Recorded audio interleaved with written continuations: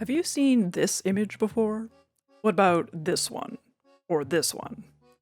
If so, then you are likely familiar with DeviantArt, the art sharing platform and community that each of these memes originated on. It became the largest online artist community in the 2000s and gained notoriety around the rest of the web in the 2010s for spawning memes like the ones I just showed you. It started to lose steam towards the end of the 2010s, and what happened after that is a tale more tragic than any of the works of William Shakespeare. But before we can talk about DeviantArt's fall, first we have to talk about its rise. To do that, we must travel back to the distant year of 2000. DeviantArt was launched in August of that year by three American tech bros, Angelo Sutira, Matthew Stevens, and Scott Jarkoff. It was initially a website for sharing custom skins for applications like Winamp, which for those who have only ever known Spotify or Apple Music, was a media player for Windows that was highly customizable. Remember when you used to be able to customize things? Everyone and their mother was launching websites around this time, but shortly after DeviantArt launched, the dot-com bubble started to burst. The DA founders knew that they were going to have to pivot if they wanted to survive. Prior to this time, there was no real central community for artists to congregate and share their work online. Most art sharing was done in disparate forums and message boards. It was decided that DeviantArt would expand to become a place where all different kinds of art could be shared, not just skins. DeviantArt users were called deviants, and the works they uploaded were called deviations. When uploading a deviation, users could choose what category it belonged to: digital, traditional, photography, literature, etc., and you could browse by category to find deviations you liked that you could then favorite or comment on. You could also just browse the front page of most popular deviations of any category or check the daily deviations, featured artworks handpicked by the DeviantArt staff. If you found an artist whose work you particularly liked, you could watch them and be notified every time they uploaded. In addition to deviations, users could also post journals, which were like blog posts that were featured on their profiles. Profiles were also highly customizable. You could organize your deviations into folders, choose different widgets to appear on your page, and arrange the layout. People who had the paid membership, known as Core, could further customize the look of their profile using HTML, similar to how MySpace profiles could be customized back in the day, in addition to other benefits like no ads. People could leave comments on each other's profiles and send other users free llama badges that I don't think really did anything, but you could display your llama collection on your profile, and it always felt nice when you received one. I feel like no one talks about that late 2000s, early 2010s era of the internet when everyone was obsessed with llamas for some reason, myself included. Users could collaborate and socialize with similar artists by joining and posting their artwork to groups, which were usually based around some sort of theme, like country, fandom, or style of artwork. Artists could even make money off of their work by selling prints through DeviantArt's built-in print-on-demand shop, or by offering commissions. There were a variety of other features introduced over the years, but these are the main ones that I remember from the golden age of the site. DeviantArt's green color scheme, DA logo, and fan-created mascot, who apparently is called Fella, soon became iconic. It wasn't just an online gallery, portfolio, or art marketplace, it was a social network, predating even early social media like MySpace and Facebook. By 2011, it had become the 13th largest social network and the largest online art community, with tens of millions of users and hundreds of millions of artworks. Many artists credit it with being instrumental to their artistic development and later professional careers in art, as it gave them exposure and helped them make connections in the industry, or even inspired them to pursue art in the first place. Even for those who are just hobbyists, DeviantArt helped them make lifelong friends or even meet romantic partners. I remember there was this long-distance lesbian couple I used to follow back in the day who I believe had met each other on DeviantArt, and I looked them up again when I was researching, and they are still together. It looks like they're married and living together now, so yeah, love wins. I also think DeviantArt had a notable influence on the online culture of the 2000s and early 2010s. As I mentioned a moment ago, the site has blessed us with a plethora of iconic memes. Various art styles and trends originated and became popular on DA, eventually spreading beyond it and coming to define the era. For instance, I'm sure anyone online in the late 2000s remembers the emo scribble style that eventually made its way off of DeviantArt and into Hot Topic. DA also became a home for a lot of niche communities, like the furry anthro community and various fandoms, especially of anime and manga. Fan art was huge on DA, and soon it wasn't just fan art of anime and manga that was drawn in an anime style. Anything and everything became animeified. You can see this by looking at my old DeviantArt profile circa 2012, both in the stuff I was posting and in my favorites. Cosplayers also use DA to show off elaborate photography of their costumes. I would argue that DeviantArt played a significant role in the rise in popularity of anime in the West throughout the 2000s, watering the seeds that were planted when Western TV stations started airing shows like Pokemon, Sailor Moon, and Dragon Ball Z in the 90s. Before sites like Tumblr and Amino existed, DeviantArt was a primary hub for anime fans online. I'm sure there were many kids who stumbled across the site and discovered anime through it, and I know it deepened my interest in anime and manga. In general, I feel like DeviantArt tended to attract people who were a little bit weird, or whose interests were a bit niche, and provided a community where they could meet like-minded people and feel like they belonged. However, as we got into the 2010s, more general social media sites started to dominate the web. Artist and fan communities began to form on up-and-coming platforms like Twitter, Tumblr, and Instagram, and people started to migrate there from DeviantArt so their art could reach a wider audience. Professional artists started to move to emerging platforms specifically meant for people working or trying to break into the industry,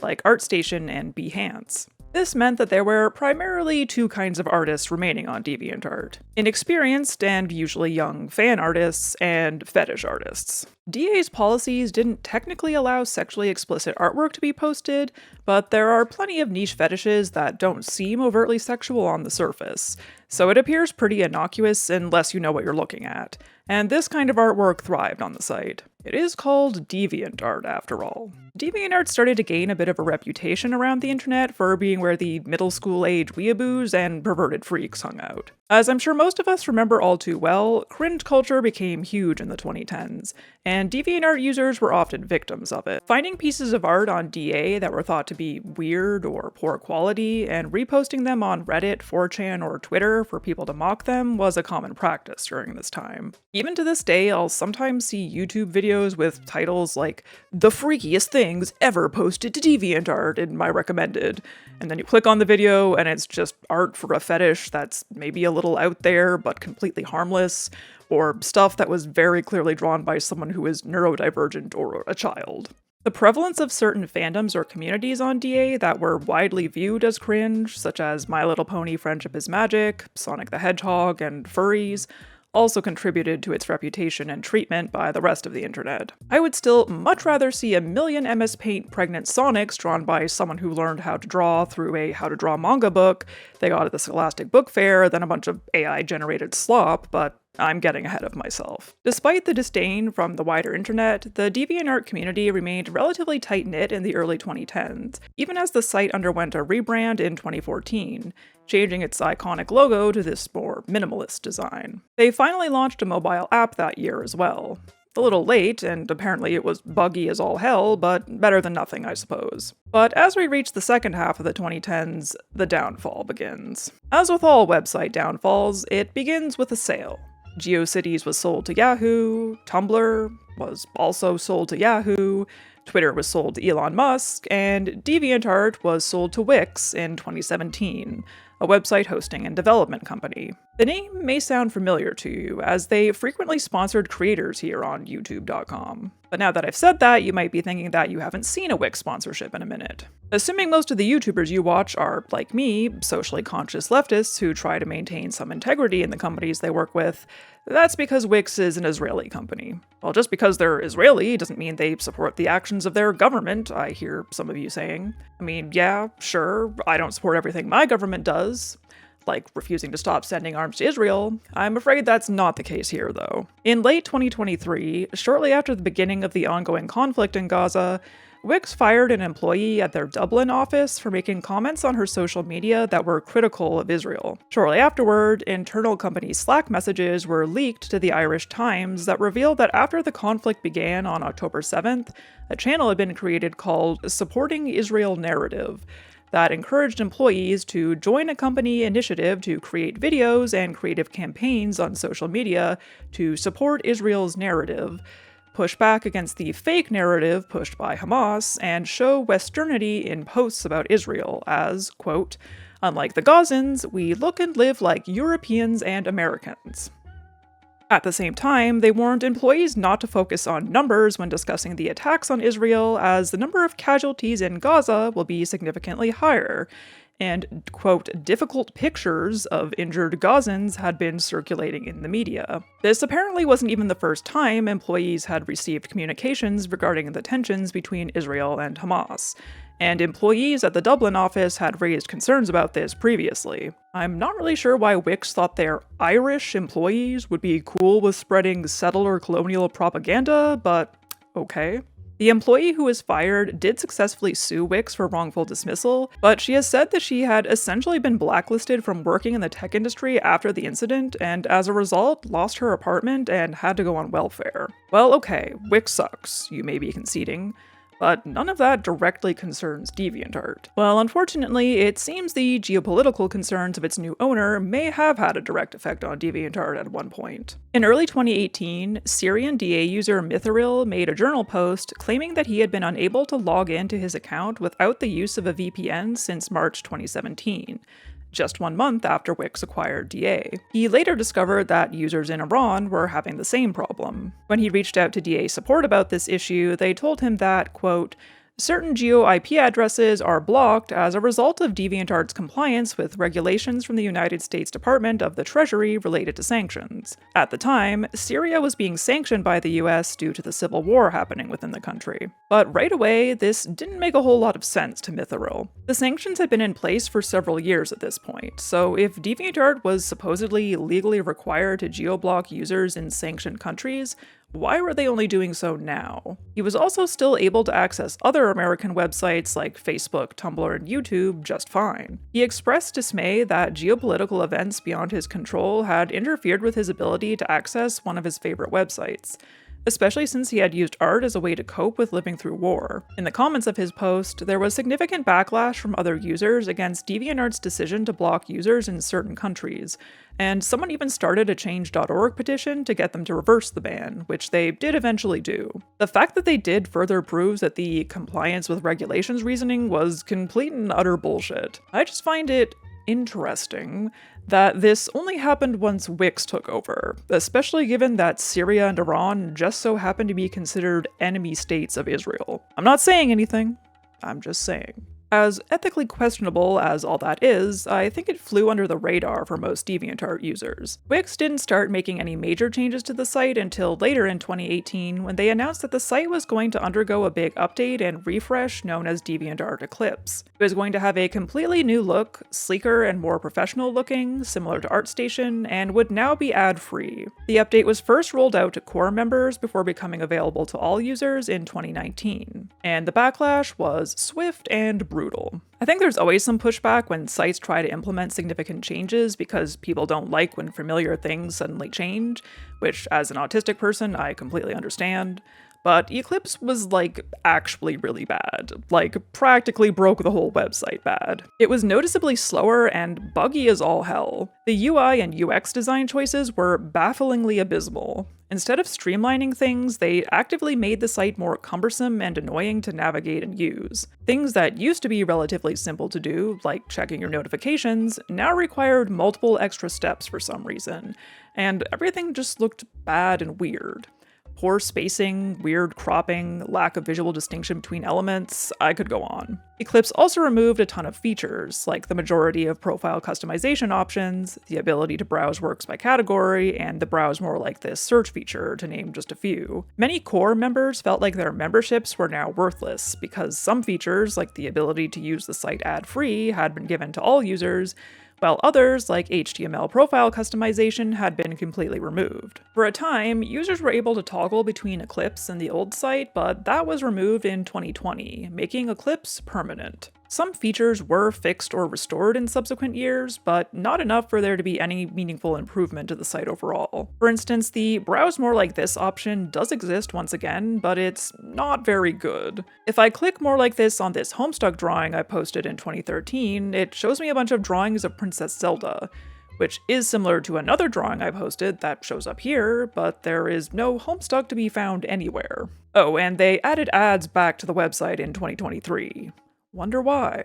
My theory as to why all of this happened is that DeviantArt was already kind of in decline when it was sold to Wix. As I said before, most of the more professional artists had left to go to ArtStation or other social media sites, and DeviantArt had started to garner sort of a seedy reputation. I think they wanted to try and entice the serious artists back to their platform and seem more professional, likely to appease corporate shareholders or something. As I spoke about in my video about the loss of profile customization online, it was common to see websites become more homogenous and frankly boring throughout the 2010s, as the web became increasingly ruled by corporate monopolies. These changes didn't serve the existing DeviantArt user base at the time though, so yeah, no shit they weren't happy. A lot of people were also annoyed that DA made all these unnecessary and unasked for changes while failing to fix any of the actual problems that had plagued the site for years, such as the high number of scam and bot accounts. And I don't think they were even really successful at getting the pros to use their site again, so what was this all even for?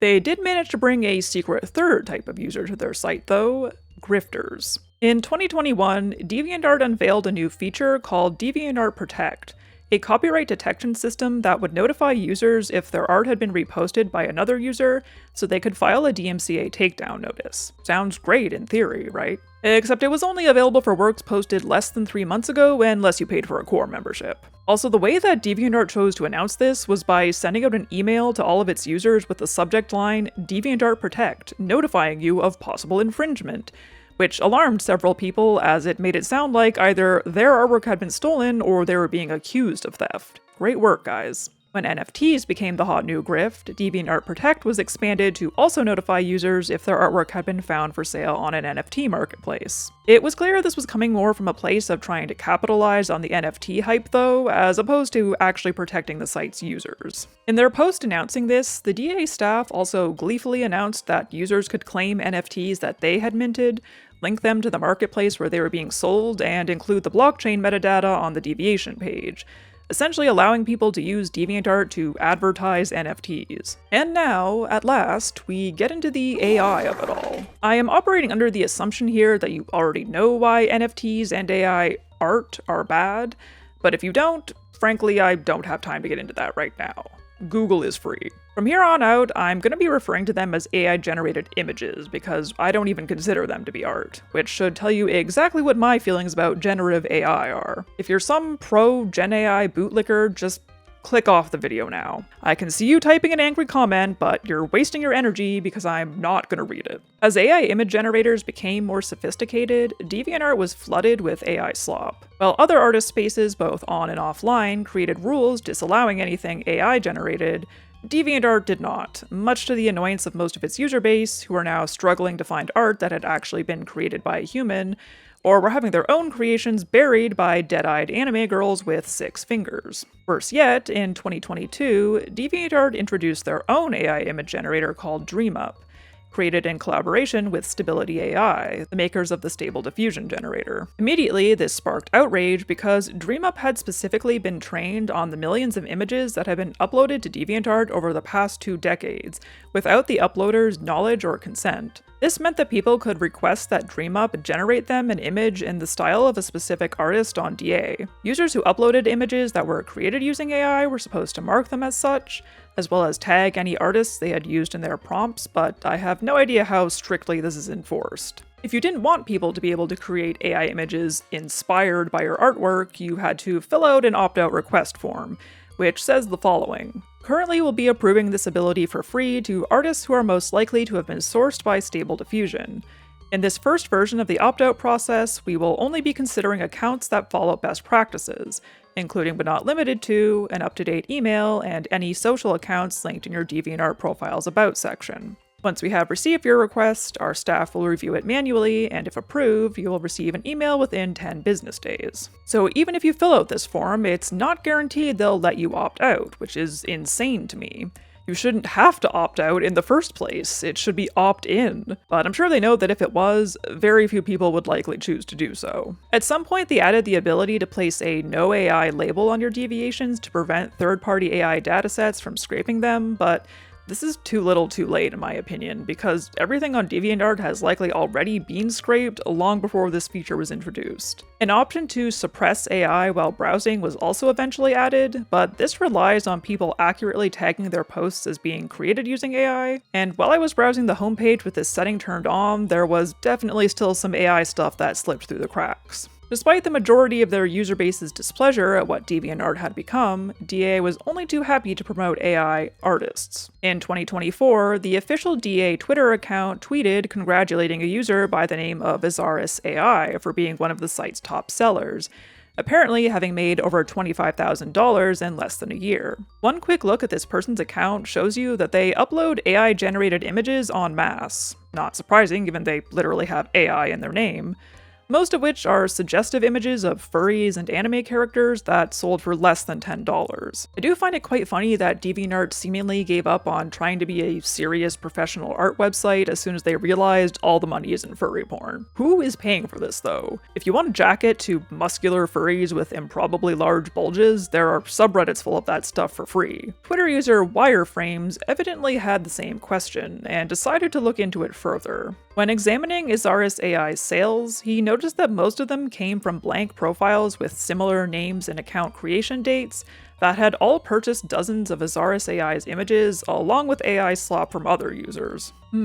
He speculated that there might be some sort of pump and dump scheme going on here where accounts like Azaris AI use bots or sock puppet accounts to artificially inflate the value and popularity of their work so that more people will find it and they can justify charging more for it. This surely violates DeviantArt's terms of service, but when it was brought to their attention, they outright denied the allegations. Wireframes uploaded a video to YouTube summarizing his findings, and DeviantArt copyright claimed it. Don't you just love how YouTube lets people abuse the DMCA? And I mean, why wouldn't DeviantArt look the other way? They take a cut of artist sales, so they're benefiting from letting Azaris AI and their ilk get away with this. Allegedly, in Minecraft, etc. Don't sue me, I can't afford a lawyer. But you know who can afford a lawyer?